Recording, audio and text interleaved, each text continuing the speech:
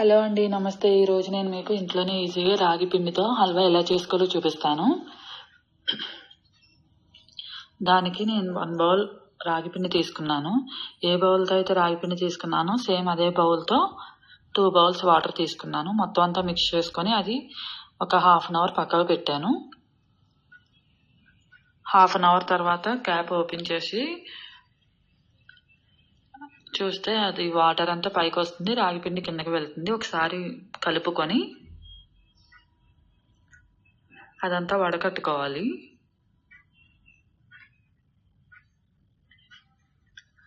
మీరు క్లాత్లో వడకట్టారంటే అది అసలు కిందకి దిగదు. స్ట్రైనర్లో వడకట్టుకోవాలి.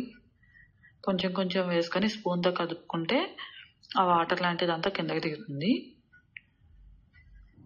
లాస్ట్లో వచ్చింది ఒకసారి స్పూన్తో గట్టిగా ప్రెస్ చేసుకొని అది పక్కకు పెట్టుకోవాలి. రాగి పిండి ఏ బౌల్తో అయితే తీసుకున్నామో సేమ్ అదే బౌల్తో బెల్లం 1 బౌల్ తీసుకున్నాను. ఆ బెల్లంలో 1 బౌల్ వాటర్ వేసుకొని పాకం పట్టుకోవాలి. పాకం అంటే మరీ తీగ పాకంలా కాకుండా మనం చేత్తో పట్టుకొని చూస్తే స్టిక్కీలా అనిపించాలి.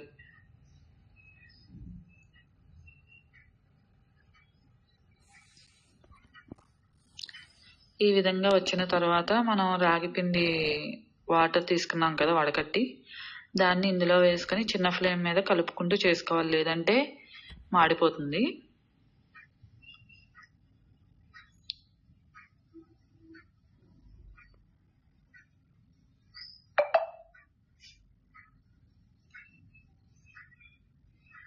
చాలా సింపుల్ అండి, మనం ఇంట్లో ఈజీగా చేసుకోవచ్చు. జస్ట్ 5 to 10 minutes అంతే.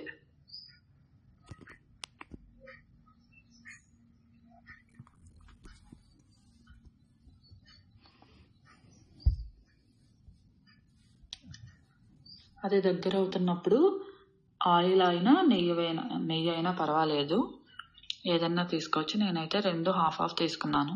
కొంచెం కొంచెం ఒక్కొక్క స్పూన్ వేసుకుంటూ కలుపుకుంటూ ఉండాలి. అది ఎప్పుడైతే పెనం నుంచి సపరేట్ అవుతుందో అప్పుడు అది మనకి రెడీ అయినట్టు.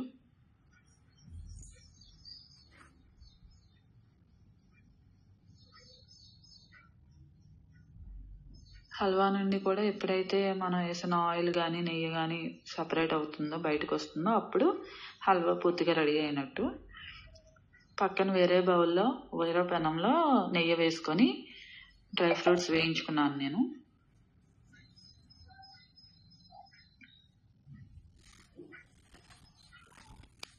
మీ ఇష్టం, మీకు ఏ డ్రై ఫ్రూట్ వేసుకోవాలనుకుంటే ఆ డ్రై ఫ్రూట్ వేసుకొని వేయించుకోవచ్చు.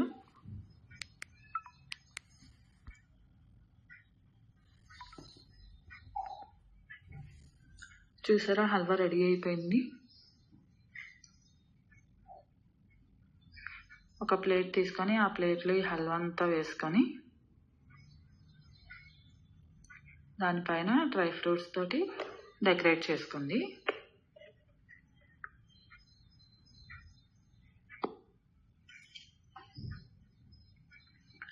అది కూల్ అయిన తర్వాత పీసెస్లా చేసుకొని తినడమే. ఇది హెల్త్కి కూడా చాలా మంచిది.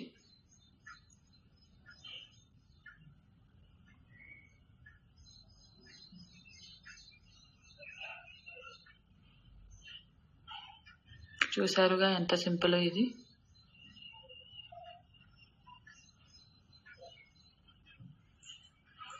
నేను